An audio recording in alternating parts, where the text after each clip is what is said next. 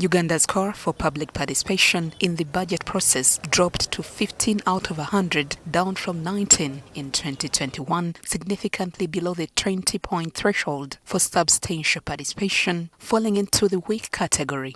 However, according to the Open Budget Survey, Uganda tops East Africa in budget transparency. We will now have all the stakeholders pen their signature. While launching the 2026 National Budget Month, Gobi rallied Ugandans to follow their tax revenue and demand accountability. He says the main challenge is not lack of funds, but execution gaps. The problem of this country is no longer money. No. We have some money now. We have some money to do certain things. It's not money, it's not policy.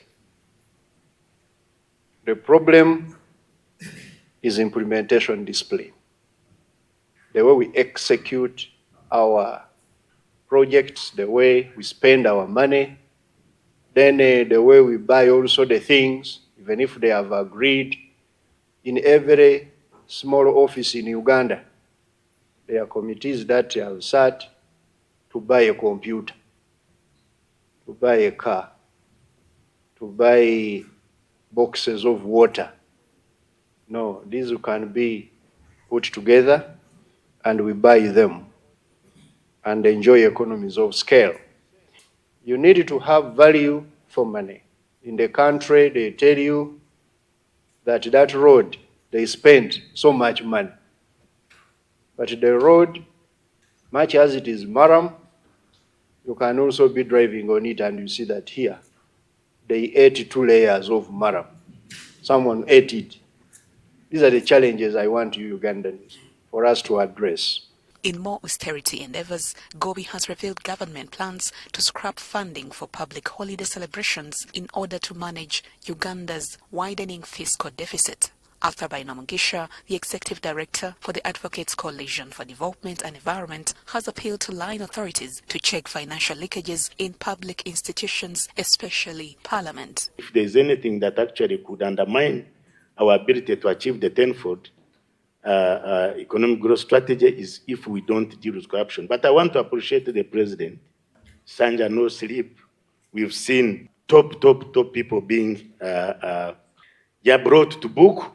But I wanted also to ask a bit controversial, what happens because in the case of Parliament, if this was the center where money was shared, and actually perhaps money has already been earmarked for Parliament, we don't have to tempt our new speaker with huge sums of money